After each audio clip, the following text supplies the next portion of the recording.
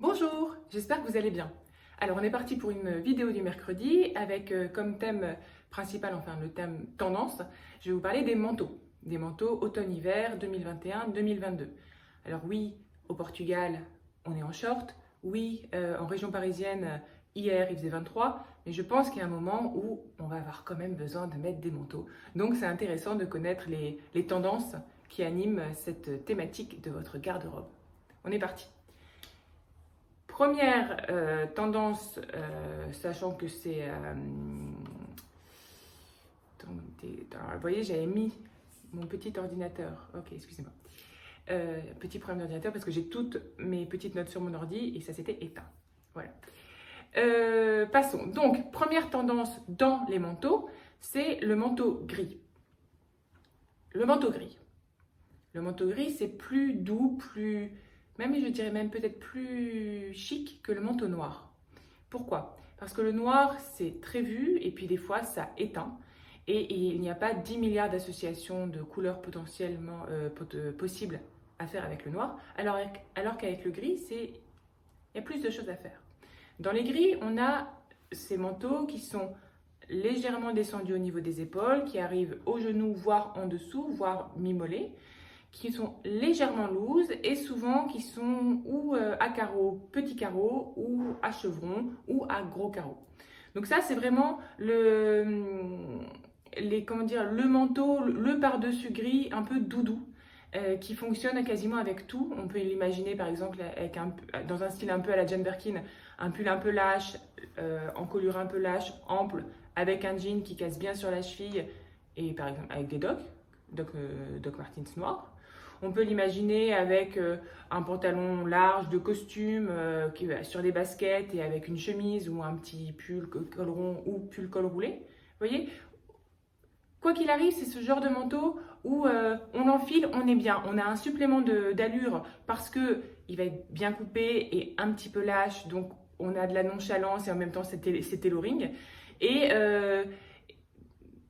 et c'est pas prise de tête, vous voyez, il est assez ample pour qu'on puisse mettre un gros pull en dessous. C'est important qu'il soit pas étriqué.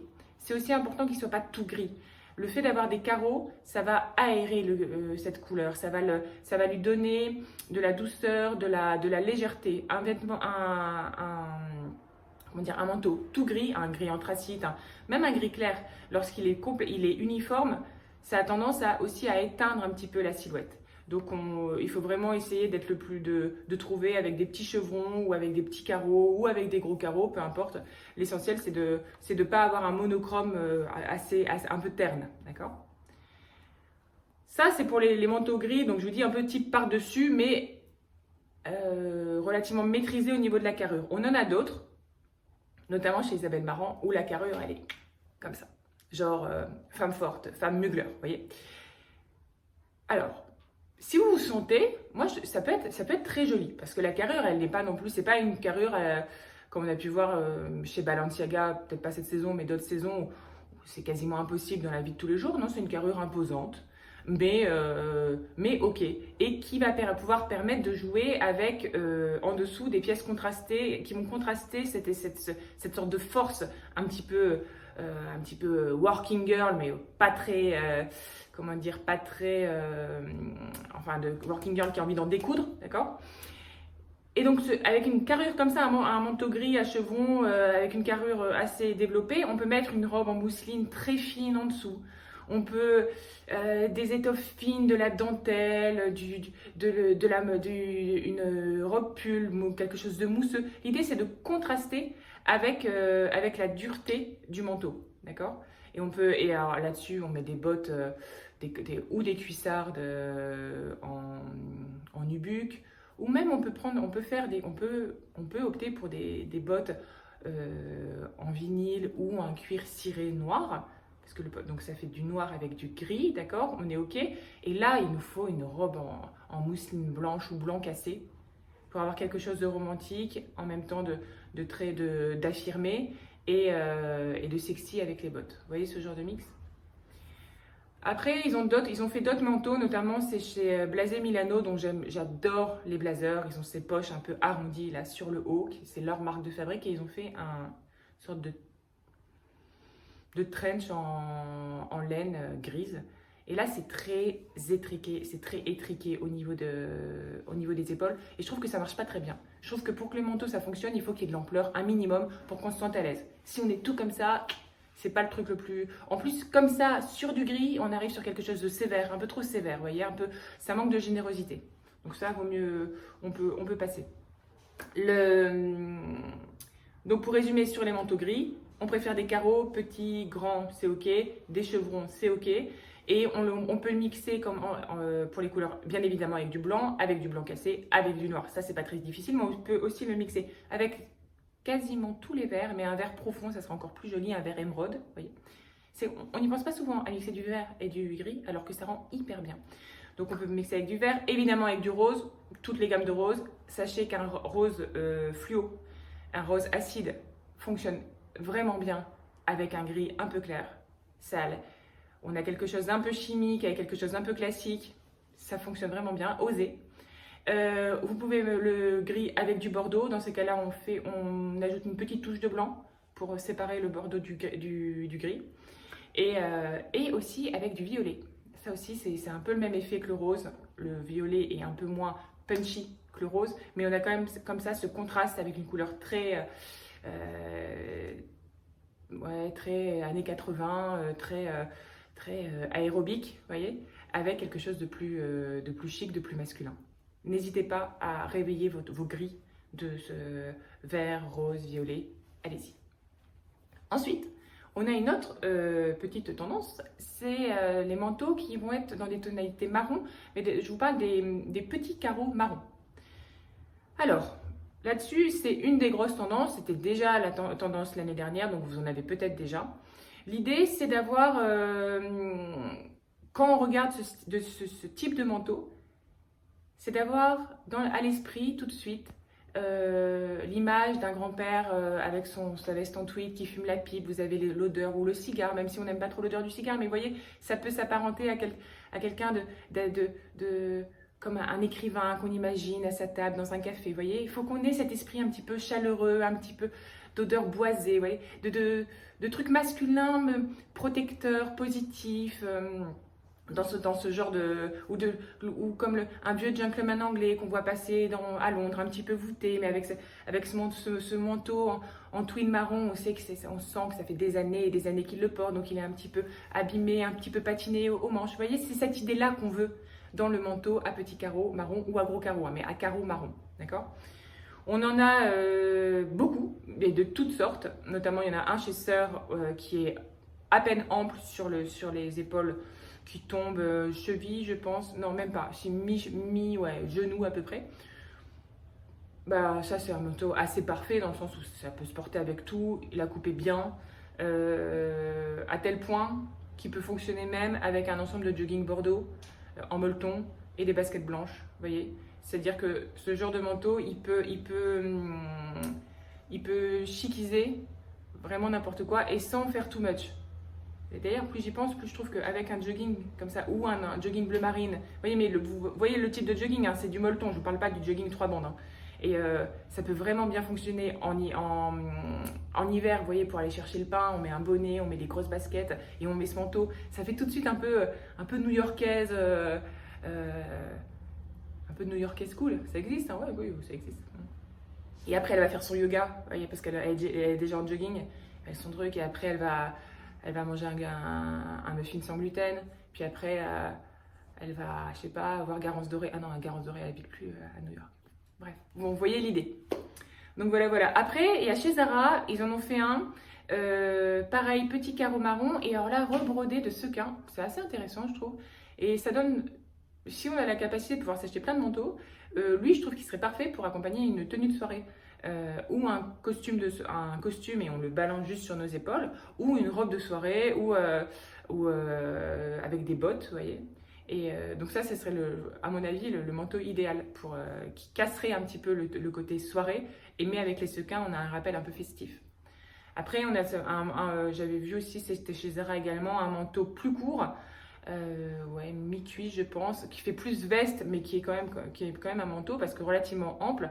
Alors là c'est vraiment le genre de manteau qu'on met avec toutes les mini-jupes, toutes les robes un peu 60s qu'on porte avec des bottes. cavalière ou un peu épaisse ou même carrément épaisse pour équilibrer la silhouette. Si on a une jupe un peu courte et qu'on met ses bottes épaisses avec les grosses semelles crantées, vous voyez, la jupe ne fera pas trop courte, ne fera pas trop sexy. Vous voyez. Donc ça, c'est à bien, voilà, à penser que si le manteau est un peu court, on va le mettre avec du court et on va équilibrer avec du massif en bas. Sachez que le marron, il fonctionne super bien avec du bordeaux, enfin, les petits carreaux marron fonctionnent très bien avec du bordeaux, du noir, du blanc, du beige. Attention, si dans le petit carreau, il y a du noir, c'est parce que souvent, c'est des carreaux, c'est des lignes, hein, ça va être plus difficile à associer, parce qu'il va falloir faire comme si on l'associait à du noir. Donc, c'est plus compliqué. Je vous dis, bordeaux, noir, ça marche, blanc, ça marche. Après, le reste, c'est plus compliqué. Par contre, si vous avez un marron qui n'est que des dégradés de marron ensemble, c'est beaucoup plus facile à associer. Bleu marine, vert, vous pouvez... jaune, ouais, jaune. Vous pouvez quasiment faire tout ce que vous voulez. Ensuite, nous arrivons à la tendance qui fait beaucoup parler. Et parce qu'elle n'est pas forcément très facile à porter, et puis il faut dire que les pièces sont assez rigolotes. Donc c'est la tendance matelassée. Donc on ne parle pas d'une doudoune, hein. La doudoune, normalement c'est des gros boudins bien rembourrés. Là, la tendance matelassée, c'est juste un fin duvet qui a été, où on a cousu des losanges la plupart du temps dessus. Et donc ça crée un petit effet matelassé. D'accord. C'est une tendance qui est là, qui est là un petit peu, qui attend son heure pour sortir, et c'est cette saison. Mais ça fait 1 ou 2 saisons qu'on commence à en voir, qu'au début tout le monde a dit ça passera jamais, c'est affreux, que pas du tout, là tout le monde a envie d'en porter. Pourquoi on a cette tendance? On a cette tendance grâce à notre chère reine Elisabeth. Ça fait plusieurs fois que je vous en parle, enfin la dernière fois c'était sur le violet, je pense, le lilas. J'en ai déjà parlé de la reine Elisabeth qui va vraiment devenir peut-être la marraine spirituelle de ces vidéos. Et parce qu'en fait, voilà, il y a eu la série The Crown. Et donc, on a eu toute l'esthétique de Diana, l'esthétique de la reine. On a repris comme ça un shoot de ces années 70, 80, 90. Et la reine, qu'est-ce qu'elle porte quand elle est à Balmoral? Elle porte une petite veste bien comme il faut, c'est-à-dire une petite veste de chasse à losange matelassée. Et pas que dans la série. Après, si vous cherchez un petit peu sur ce que la reine porte à Balmoral, elle porte vraiment ça. Et elle en a tous les styles. Elle en a des sans manches, des fleuris, des machins, des trucs. C'est magnifique. Et donc bref, le matelassé, il a été porté par cette série qui a été un carton, d'accord? Il y avait déjà 2 ou 3 marques qui s'étaient emparées de ça, qui en avaient fait leur point fort. Je pense à New York. Mais avant la saison dernière, New York, ce qu'ils faisaient, ça restait assez confidentiel. Alors que là, c'est rigolo ça, c'est que quand on a une marque qui fait un truc un peu en dehors des tendances, d'accord, elle vivote, et à un moment, il y a la tendance, l'air du temps qui percute cette marque parce que la tendance va correspondre à ce que fait cette marque, vous voyez? Et donc d'un coup, la marque devient hyper en vue. Et c'est ce qui arrive pour New York. New York, ils étaient à fond dans le quilted, dans le matelassage. Et là, aujourd'hui, ils sont distribués partout. Et on en voit beaucoup. Donc c'est rigolo. Bref, petite parenthèse refermée. Ce que je veux vous dire par là, c'est que donc, le concept du matelassage, il est très en vogue. Il y a plusieurs façons de l'aborder. Il y a des marques qui ont décidé d'essayer de s'extraire un petit peu de cet ADN un petit peu poussiéreux anglais en préférant aux losanges des motifs un petit peu alambiqués, différents, des trucs peut-être un peu aléatoires, enfin des arabesques, des trucs comme ça. Donc on a toujours un matelassage, mais ce n'est plus en losange. C'est Mage qui a fait ça, Gagny, ils ont fait ça. Quand on fait un zoom sur le matelassage, c'est intéressant, c'est pas moche. Par contre, les volumes sur lesquels ils ont travaillé sont un peu compliqués. En fait, ce genre de produit, si on veut si on a un effet matière qui sort un peu de l'ordinaire, il faut que la coupe soit parfaite. Or là, chez Mage, c'est trop carré, ça va pas tomber, c'est trop léger, ça n'a pas. Et chez Gagny, c'est trop ample. Pour Mage, on peut éventuellement s'en sortir en ceinturant. Sachez qu'en fait, toutes les vestes un peu trop ample, qu'elle soit matelassée ou pas, si vous ceinturez, vous en sortirez toujours. Une ceinture taille haute, ok? Avec un peu n'importe quoi, vous ceinturez avec ce que vous voulez. Une ceinture, mais ça peut être un ruban, ça peut être une cordelette, ça peut être ce que vous voulez. Ensuite, on a des modèles qui évoquent au mieux un édredon, vous savez les édredons qu'on a dans les Airbnb ou un peu où les gens ils ont voulu faire un effort, mais ça fait très désuet, ça fait limite poussiéreux et l'édredon il est sur le lit, c'est le premier truc qu'on enlève et qu'on met au fond du placard pour l'oublier pendant notre séjour, vous voyez. Donc voilà, il y en a qui ressemblent à ça, donc une sorte de truc un peu satiné en losange, ouais, que tu as envie de ranger dans le placard vite fait. Et puis il y en a d'autres qui évoquent les robes de chambre de nos grands-mères, peut-être, je sais pas, je vais dire de nos grands-mères, je suppose qu'il n'y a plus beaucoup de personnes qui osent porter ce genre de truc. Mais en tout cas, voilà, ça évoque vraiment les robes de chambre un peu, voilà, un peu has-been, un peu, voilà, qu'on peut voir dans les vieux films de la dame qui sort de son appartement en catastrophe avec les bigoudis sur la tête et puis en serrant comme ça sa robe de chambre qui est à losange, rose pâle, bleu ciel, d'accord? Il faut savoir que les robes de chambre, petit aparté, elles ont été très en vogue à partir des années 1930, parce qu'à partir des années 1930, on porte des déshabillés, ça devient vraiment quelque chose, on en voit dans les magasins, on peut en acheter dans l'offre prêt-à-porter. Et donc, c'est quand on passe l'après-midi chez soi ou la matinée chez soi, on a ces déshabillés. Et sauf qu'on se rend compte que c'est un petit peu indécent. Donc, on imagine des robes, une sorte de peignoir, que nous on appelle robe de chambre, pour venir réchauffer ces tenues et pour pouvoir les rendre plus décentes si un visiteur s'invite. Petite parenthèse fermée, c'est rigolo. Donc on évite ce genre de manteaux qui nous font directement penser à ces choses. On évite aussi les rembourrages qui ne sont pas, où on a l'impression que c'est pas assez rembourré et c'est un peu froissé. Vous voyez, comme si on avait sorti une couette d'un sac. Vous savez, des fois on met les couettes dans les sacs anti-humidité pour, je sais pas, puis on aspire. Ben là, vous voyez, puis tu sors la couette, le plumage n'est pas, le rembourrage n'est pas bien réparti, etc. Ouais, des fois, il y a des sortes de doudounes matelassées qui font ça, il faut mieux éviter. Ensuite, on a en matelassage, on a les vestes qui sont très premier degré et on a l'impression que c'est des vestes de chasse.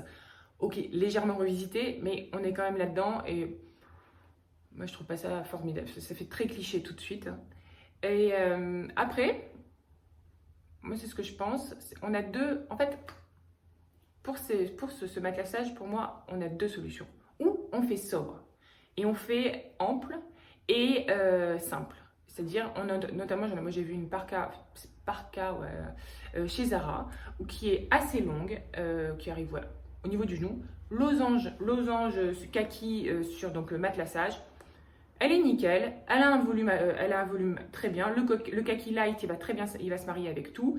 Elle a ce matelassage qui est assez large, sans être trop large, sans être trop petit, et qui permet d'être dans l'air du temps, qui est douillet, cosy. J'ai pas grand chose à lui reprocher. Faites gaffe, s'il y en a d'autres, il y a ce style de modèle aussi dans des kakis plus foncés. Là, on a moins ce côté douceur, on a un côté plus belliqueux, plus army, ça rend déjà moins bien. Ce qui est bien, c'est avoir une sorte de kaki un peu lichen, une note au-dessus de lichen. D'accord? Donc, où on fait ça, et là, cette sorte de parka matelassé, on l'enfile comme un caban, ça se porte avec tout, il n'y a aucun problème. Ou on se dit, je vais m'amuser, et là, on y va à fond. Mais quand on y va à fond, on y va à fond. Donc, par exemple, chez Isabelle Marant, elle a imaginé une sorte de par-dessus, parka, ce que vous voulez, enfin, je sais pas, c'est un manteau, quoi. Matelassé, réversible. Donc matelassé, une sorte de bleu bien vif et à l'intérieur du fleuri, ok. Et quand on veut plus du bleu, on met le fleuri et inversement. Donc là, on est dans un truc qui est, il y en a qui trouveront ça immonde, il y en a qui trouveront ça canon. Mais moi, je préfère toujours les choses un petit peu comme ça, clivantes, plutôt qu'un entre-deux froid. D'accord? Il y a chez Si New York, ils ont fait un manteau en patchwork, comme ça, matelassé, nervuré, tout ça, que je trouve canon, mais vraiment canon. 90% m'ont trouvé on a l'impression qu'on s'est découpé un manteau dans un plaid. C'est un peu l'idée. Mais si on le porte de manière relativement casual et puis c'est surtout si on l'aime, et qu'on se sent bien dedans, on va complètement dédramatiser son côté un petit peu Far West, vous voyez, enfin les femmes des cow-boys qui cousaient leur patchwork. D'accord? Et puis en plus, il a l'air hyper confortable et hyper original, mais sans non plus être cannibalisé l'allure. Et après, il y en avait un aussi chez The Great, réversible aussi, qui fait un peu petite fille. Ouais, il a une sorte de col un peu c'est pas un col Claudine, mais ça fait. Oui, c'est un peu comme un duffel-coat, kaki réversible avec du réversible et c'est Liberty. Lui, il est rigolo, mais je trouve qu'il n'est pas assez abouti pour que ça vaille vraiment l'investissement. Celui d'Isabelle Marant et celui de Si, c'est quand même pas mal. Si on aime, lâchez-vous, franchement c'est fun. Moi je trouve ça plutôt rigolo. Ensuite, nous avons les doudounes. Les doudounes, en fait il y a toujours les doudounes, en hiver il y en a toujours. C'est très bien pour avoir chaud. Moi, quand on habitait au Canada, elles étaient toutes en doudoune Canada Goose. C'était pas très beau quand même, hein, franchement. Que ce soit les longues, les courtes, tout ça, c'était quand même pas très beau. Mais bon, elles avaient chaud. Et je pense qu'en France, on n'est pas obligé d'avoir un truc qui permette de résister à moins de 30 degrés. Donc on peut avoir des doudounes qui ne sont pas obligées d'être qui sont pas obligées d'être super techniques ou hyper volumineuses. D'accord? Moi, mon coup de cœur dans cette catégorie de manteaux pour cette saison, c'est pas un coup de cœur bon marché malheureusement, mais c'est chez Stella McCartney. Elle a fait des doudounes hybrides et je trouve que c'est la chose la mieux qui pouvait arriver aux doudounes parce que du boudin rembourré en mode matelas, édredon, c'est quand même esthétiquement pas très joli. Alors que là, il y en a une qu'elle mixe avec une sorte de pelage de petit ours en peluche vert gazon et avec un corps de rembourré, de doudoune. Et on a un côté sporty, on a un côté 70s rétro qui est joyeux en fait. Et on a envie de l'enfiler et le volume est vraiment maîtrisé parce que les boudins ouais, sont relativement plats, mais c'est plat sur le haut, c'est plat sur les manches. Donc ça, c'est vraiment intéressant. Pareil, on a la Stella McCartney aussi, qui fait aussi une doudoune hybride, qui là est sublime. Corps doudoune, dos comme du gilet bleu marine et manche gilet maille boulottée, je sais pas si ça se dit, une sorte de teddy doudoune. Alors je suis pas sûre que l'arrière soit imperméable, mais c'est quand même super beau et ça permet vraiment d'aller au-delà du premier degré de la doudoune. Après, si vous avez envie d'aller sur de la vraie doudoune, il y en a il y en a un petit peu partout et il y en a chez Comptoir des Cotonniers, il y en a partout. Faites attention que ça ne déséquilibre pas trop l'allure. On aurait tendance à se dire j'ai du très volumineux au-dessus et donc je vais mettre du très moulant en dessous. Ça peut vite faire premier degré, ça peut même faire un peu vulgaire. Alors que si par exemple vous avez votre doudoune qui est volumineuse au-dessus et si vous mettez en dessous une robe pull 3/4, d'accord, une robe pull, hein, pas qui ressemble à un pull long, d'accord, 3/4 avec une paire de bottes bien imposante. C'est pas hyper large en dessous, mais c'est pas hyper skinny. Et on a quelque chose qui se passe avec la matière de la robe pull, la matière des boots et un côté cosy de la doudoune au-dessus. On peut aussi, et là ça peut être intéressant également, si la doudoune est un peu courte, on met un pantalon large de costume, histoire de casser le côté sportswear de la doudoune. Pantalon, des baskets, des bonnes baskets un peu épaisses, jamais trop fines les baskets avec les pantalons larges. Et col roulé assez près du corps et un col roulé qui monte assez haut, vous voyez. Et donc là, la doudoune, c'est l'accident de la silhouette qui va permettre que ça ne soit pas trop rigide, que ça ne soit pas trop strict, trop sévère. Et même si elle est je pense à celle de Comptoir des Cotonniers que Géraldine Dormois m'a dit, ah, regarde, elle est pas mal celle-là. et parce qu'elle est un petit peu satinée, peut apporter un petit éclat, un petit côté, un petit coup de peps à la tenue. Après, si on a vraiment envie de s'amuser, on peut aller chez Zara et il y a une petite doudoune vert gazon ciré que moi je verrais trop bien avec un total look bleu marine, que je verrais trop bien avec un total look bordeaux avec une pointe de blanc. Ça, elle coûte pas très très cher. Si vous avez envie d'un shoot de couleur, et je pense même qu'on peut faire des superpositions parce qu'elle me semble pas très épaisse, mais c'est à voir. Mais moi c'est mon petit. Je trouve qu'elle est rigolote si on veut s'amuser. Et elle est pas, ouais, elle a les manches raglantes, elle est pas compliquée à porter. Et elle doit même être agréable à porter. Pour finir, pour les tendances de manteau, il y a le shearling. Alors le shearling, vous savez que c'est de la peau retournée. Et alors on en a plein, hein, comme d'habitude, c'est une matière récurrente dans les manteaux. Là, ce qui est plus prépondérant, ce sont des vestes qui évoquent un peu celles des années 80. Vous allez me dire, on est toujours dans les années 80. Moi, clairement, quand j'ai vu cette veste chez excusez-moi, Loulou Studio, je me suis dit, c'est fou, hein, on dirait la veste que maman avait quand j'étais plus petite. Et oui, c'est exactement la même. Par contre, je ne sais pas où est cette veste, sinon je la porterais bien. Bref, c'est des vestes en donc shearling, col châle, 6 boutons sur le devant, avec un peu épaules descendues, donc assez les épaules rondes. Donc ça, c'était chez Loulou Studio. Et j'en ai trouvé une autre là qui est en shearling mais synthétique. Donc ça, c'est peut-être mieux voilà, c'est mieux pour les animaux. Et qui pareil, col châle, qui est ceinturé. On a quelque chose voilà d'un peu rétro, mais pas trop, et qu'on va pouvoir porter avec beaucoup de choses. On évite juste le côté trop. Là, vu qu'on est sur du shearling, on va pas mettre des choses un peu western avec, ça risque de faire un peu trop.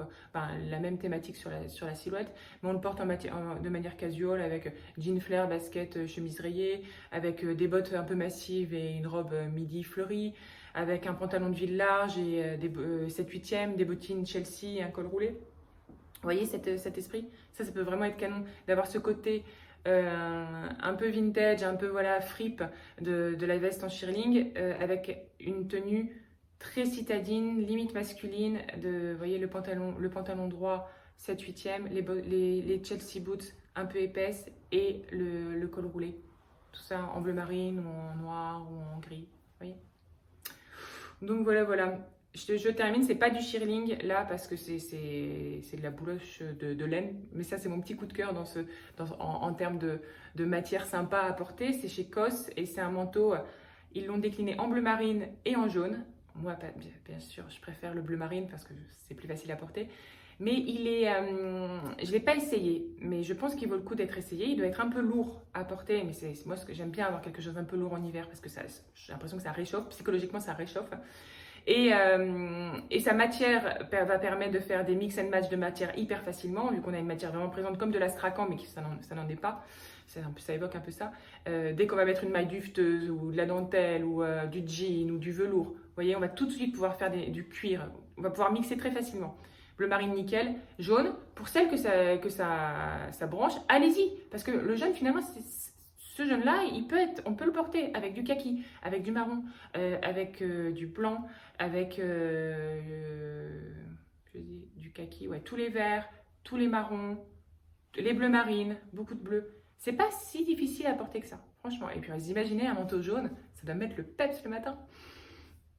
Donc voilà pour les petits manteaux. Après, il y a tous les classiques, hein, les duffel coats, les cabans, etc.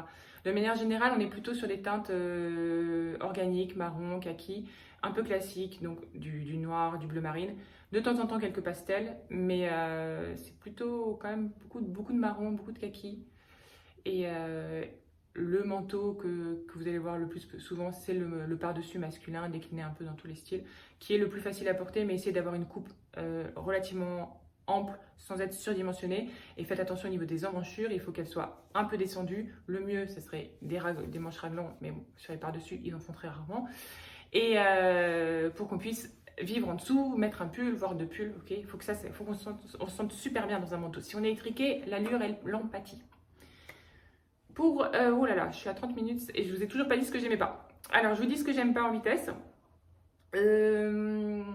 Alors, récemment, on a eu 2 collaborations fast fashion qui ont fait un petit peu parler d'elle. Premièrement, on a eu celle de Pernille, le blog de, enfin l'Instagram de Pernille. Elle a un nom compliqué, je vais pas le prononcer, je vais mal le prononcer.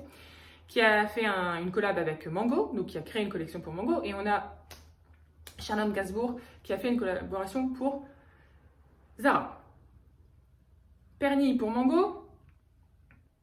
Ça semble relativement normal, c'est une influenceuse, elle évolue sur Instagram, elle a énormément de followers, elle a un style qui fédère autour d'elle, qu'une marque de fast fashion s'intéresse à elle pour profiter de sa visibilité et qu'elle, elle accepte parce qu'elle va profiter de toute la visibilité de la marque, c'est du business et ça fait sens. La collection, elle est insipide, c'est un mix de ce que cette fille porte et donc elle, quand même, elle pompe les 2-3 marques qu'elle porte le plus souvent, mais peu importe. De toute façon, tout le monde se copie, c'est pas très grave.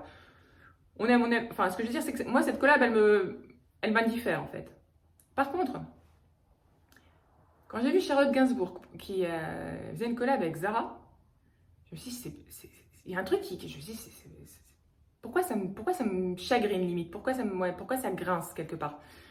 J'ai essayé de comprendre. Alors, Charlotte Gainsbourg, c'est une égérie Louis Vuitton, donc qui est très copine avec Nicolas Ghesquière. Qui à mon avis a d'autres contrats, voilà, donc elle n'a pas, en termes de contrat mode, elle a quand même quelque chose d'important et qui doit lui rapporter de l'argent. C'est une actrice, c'est une chanteuse, elle a des revenus, ok. Quand elle fait une collaboration avec Zara,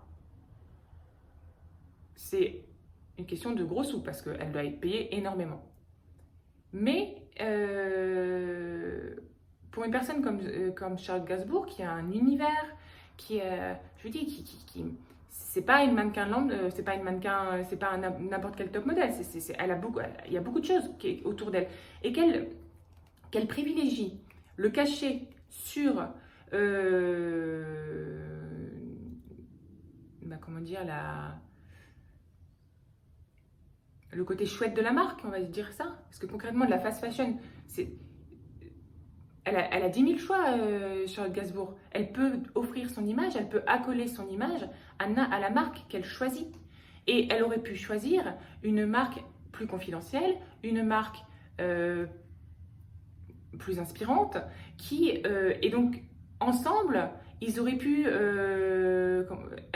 Charlotte Gainsbourg aurait pu bénéficier de l'aura de cette marque naissante, du fait que cette marque ait des jolies valeurs ou ce qu'elle produise, que ses produits soient canons, etc. Et la marque aurait pu bénéficier de l'image de Charlotte Gainsbourg parce que voilà, c'est Charlotte Gainsbourg, dès qu'elle fait un truc, on en parle, d'accord. Ça aurait pu faire quelque chose de fructueux. Là, c'est Zara, c'est un mastodonte. Ils n'ont pas besoin de Charlotte Gainsbourg pour vendre. Et elle, je crois, comment dire, naïvement, je crois qu'elle n'a pas besoin de Zara pour exister. Mais là, en fait, c'est qu'une question de fric.